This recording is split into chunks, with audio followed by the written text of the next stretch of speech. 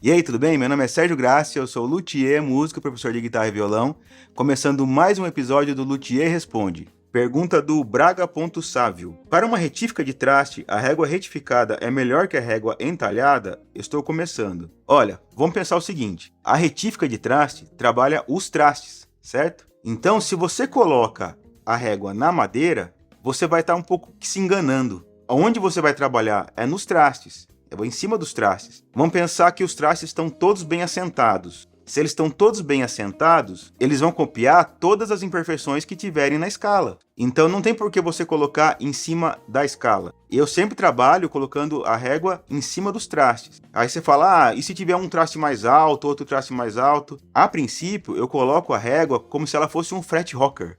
Então eu coloco em cima da escala e vou analisando se ela está com alguma gangorra. Depois eu vou analisar qual traste que está mais alto. Eu vou assentar aquele traste. Se for o caso, eu até limo aquele traste antes de fazer a retífica completa. Eu vou deixando os pontos que estão muito altos, eu vou tirando eles. E daí eu coloco a régua e eu deixo o mais reto possível o braço.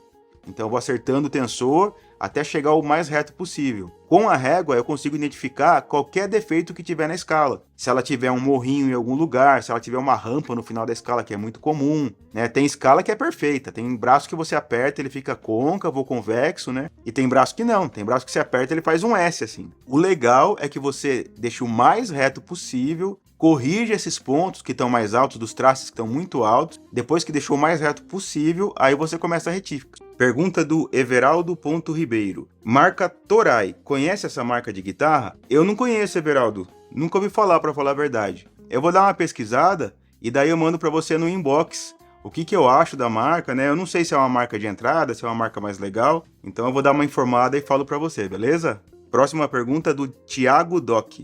Vale a pena trocar captadores originais por captadores Wilkinson? Então, Thiago, é muito complicado, né? Porque o que seria captador original? Se você pegar uma Fender American Standard, ela vem com captadores originais. O que eu sempre indico para todo mundo, para a galera que me pergunta na internet ou para os clientes, primeira coisa, você tem que ver se você gosta do som do seu instrumento. Porque se ele já te agrada, de repente, um captador novo não vai te agradar. Mas é importante que você tenha na sua cabeça o som que você quer. Então eu sempre sugiro, pesquisa os guitarristas que você gosta, os guitarristas que você ouve, que tocam o mesmo instrumento que você. Então se é uma Strato, por exemplo, digamos que você gosta do som do John Mayer. Então procura captadores que tenham um som parecido com o John Mayer. Você tem que ter um ponto de partida. Se é uma guitarra de entrada, uma guitarra mais barata, de repente com captadores cerâmicos, captadores bem simples, que você vê que não tem uma sonoridade legal, qualquer captador um pouquinho melhor vai ser melhor para o seu instrumento. Então, captadores Wilkinson são legais, mas tem muitos captadores nacionais que são muito bons, né? Tem Malagoli, tem Custom.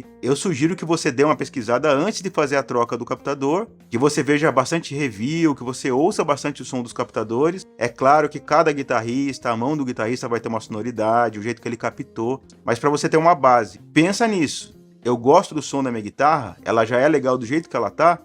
Se ela já te agrada, pensa muito bem antes de trocar o captador. Agora, se ela não te agrada, um captador um pouco diferente, de marca, vai ser melhor para você. Pergunta do Felipe Chicama. Ô Felipe, Felipe é um jornalista, muito legal, toca guitarra, toca jazz, a gente já tocou junto. Sempre que muda o calibre de corda, precisa regular tensor e ponte? Sim, Felipe, você vai ter que regular o tensor, porque mudou o calibre. O tensor, ele trabalha de acordo com o calibre da corda. Então, digamos que a corda está fazendo 90 kg de força. Você colocou uma corda mais pesada, uma corda... Você estava usando 0,10, colocou 0,11, digamos que foi para 100 kg. O tensor ele vai dar uma arqueada, né? Então você vai ter que apertar o tensor. Ou ao contrário, digamos que você está usando uma 0,12 e vai passar para uma 0,11. Então você vai colocar, o tensor vai ficar convexo. Aí vai começar a trastejar, então você vai ter que soltar um pouco o tensor. O tensor ele trabalha de acordo com a tensão das cordas. Então mudou o calibre de corda, tem que regular o tensor. Às vezes, até na mudança de temperatura, a gente tem que regular o tensor. Então, mudou o calibre de corda ou mudou a afinação, às vezes tem que dar uma reguladinha no tensor também. Tá tocando meio tom abaixo, por exemplo, tem que dar uma corrigida no tensor. Você não vai precisar mexer na altura, mas nas oitavas, às vezes tem. Se você pegar uma corda mais grossa, né, um calibre mais alto, pode ser que você tenha que dar uma reguladinha na oitava, trazendo os carrinhos sempre um pouquinho mais para trás, né? E vice-versa. É legal sempre analisar, né? Depois que você trocou a corda, você dá uma conferida na oitava. Se teve uma mudança, dá uma corrigida na oitava, beleza? Se você tiver alguma dúvida, tem a opção de fazer o curso também, meu curso de luthieria, né? Para quem não conhece, o Regule Seu Instrumento.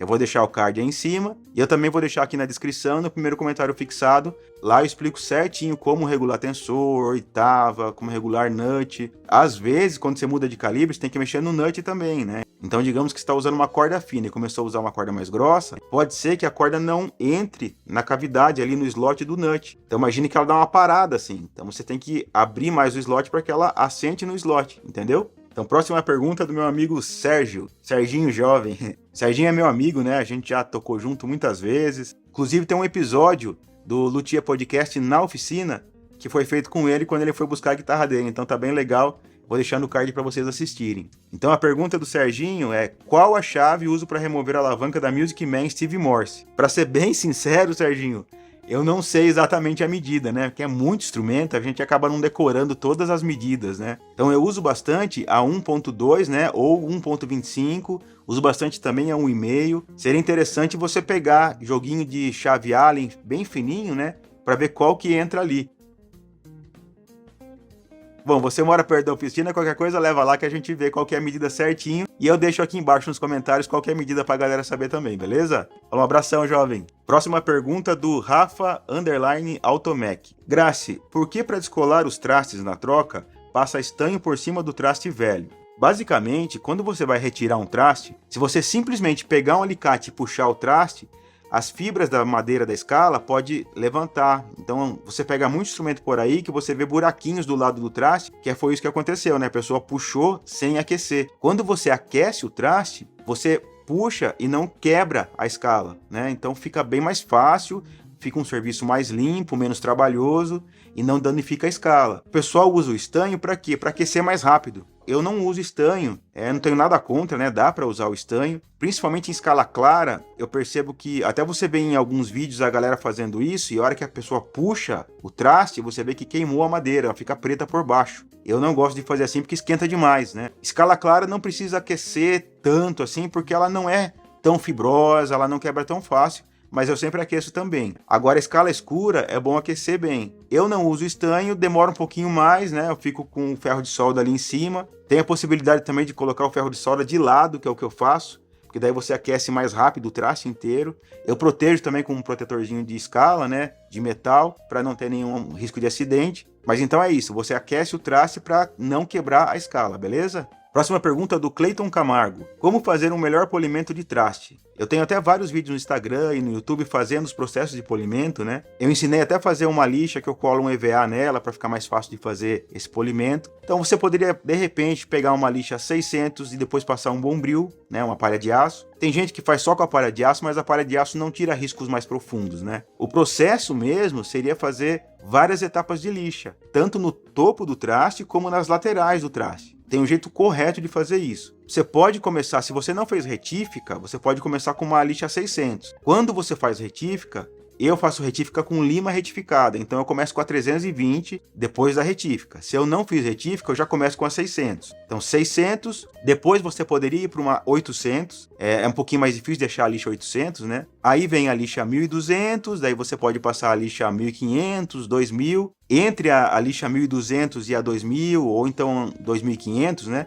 Você poderia passar um bombril entre essas duas lixas. E por último, passar uma micro-retífica, uma Dremel, com uma pasta de polir. Então esse é todo o processo, né? É um pouco mais complicado de eu falar só numa resposta aqui. Sem querer ficar falando do curso toda hora, mas no curso eu faço todo o processo de polimento do traste para deixar aquele espelho no traste mesmo, né? Porque tem mais tempo, são 3 aulas falando como que protege a escala, falando dos processos, de qual o movimento que você faz.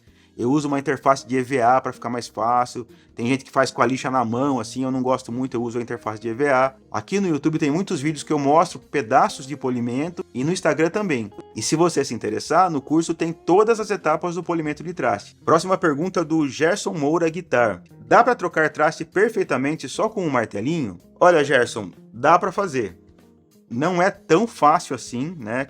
Com a prensa, você já entra com o traste no raio. Quando você faz só com o martelo, você tem que preparar muito bem o slot antes de assentar o traste. Porque se na ponta, na hora que você bater, ele não fixar o traste levanta. Tem até uma técnica, eu vou fazer um vídeo falando sobre essa técnica, e você colocar um pinguinho de cola nas pontas, né? Você coloca um pinguinho de cola Super Bonder nas pontas e dá uma lixadinha assim, né? Você limpa e dá uma lixadinha. Quando você faz isso, você deixa o slot um pouquinho mais fino nas pontas. A hora que você bate o traste, ele segura melhor. Você não pode bater logo no meio do traste, porque se você bate no meio do traste, né, ele já faz assim. Então você assenta primeiro as pontas, bate na ponta de cima, bate na ponta de baixo, e depois de cima para baixo você vem assentando o traste. É uma técnica, você tem que fazer bastante para você pegar o jeito de fazer.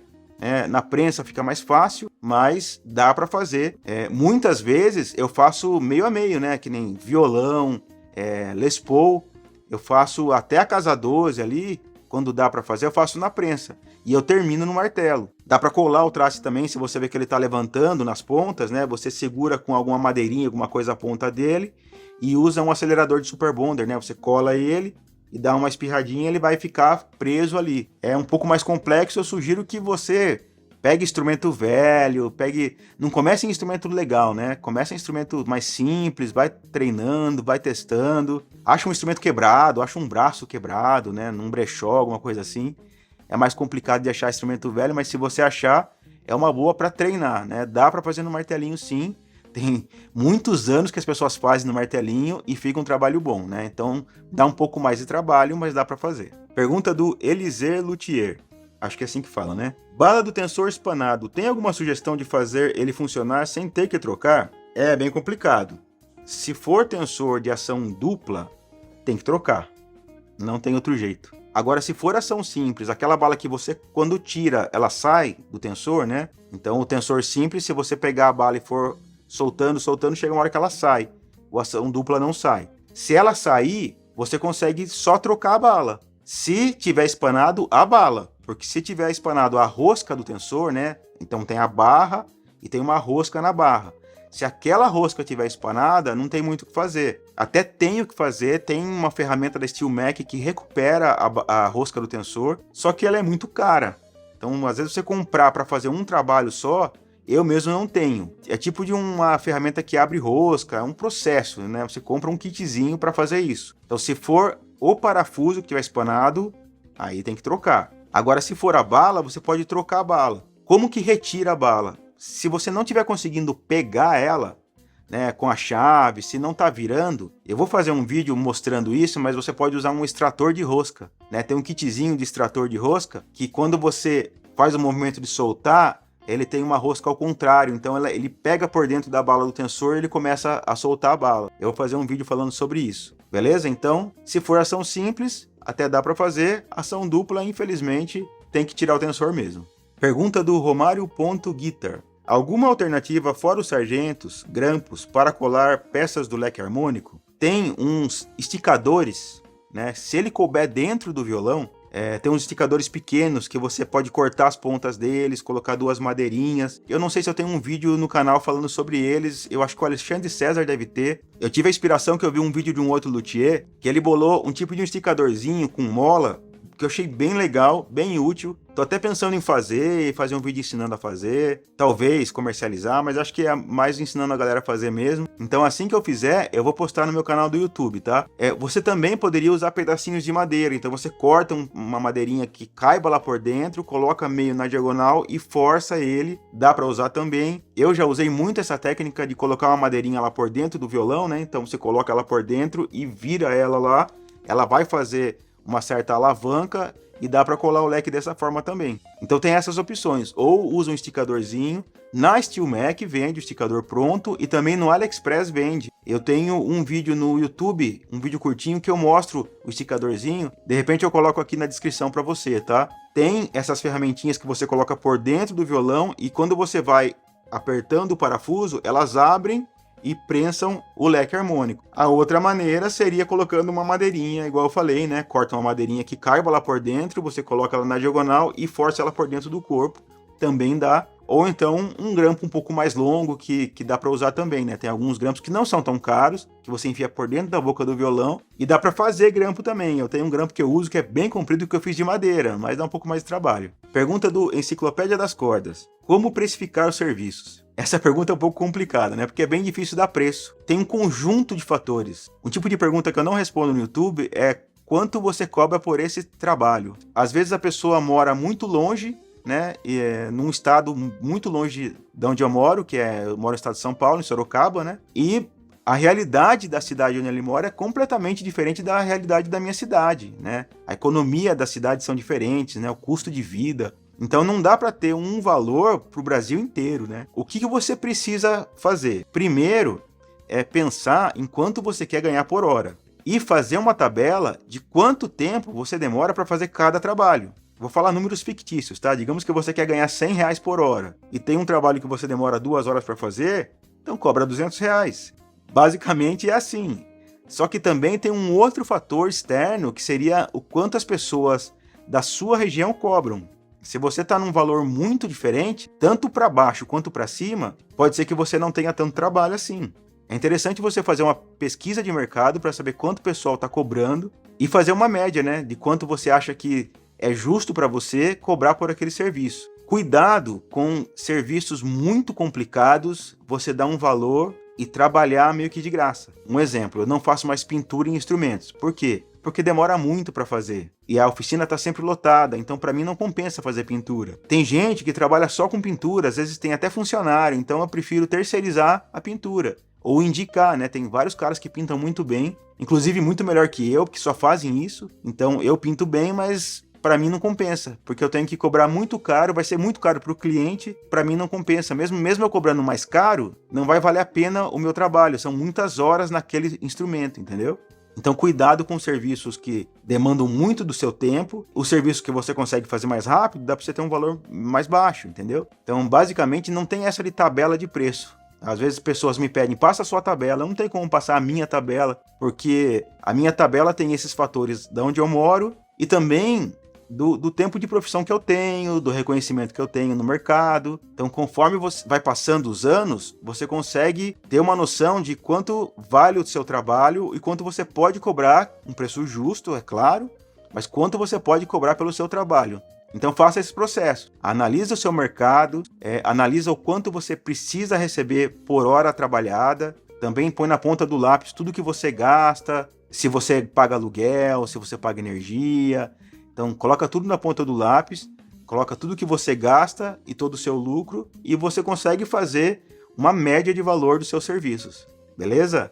Queria convidar você a conhecer o meu curso Regule Seu Instrumento. É um curso de regulagem de guitarra, violão e contrabaixo, voltado para músicos que precisam e têm a necessidade de regular seus próprios instrumentos, e também para você que quer entrar na luthieria, quer se tornar luthier, de repente como uma renda extra ou até se tornar sua profissão. Os links do curso vão estar aqui na descrição desse vídeo e também no primeiro comentário fixado. Deixe suas dúvidas no Instagram, toda semana eu faço uma caixinha de perguntas. Deixe suas dúvidas sobre luthieria. Pode deixar sua dúvida também aqui nesse vídeo que eu vou responder. Se eu não te respondi, eu vou responder no próximo vídeo da próxima semana, ok? Então, muito obrigado por assistir até aqui. Deixe seu like, se inscreva no canal, ative o sininho para receber as notificações. Um abraço e até a próxima!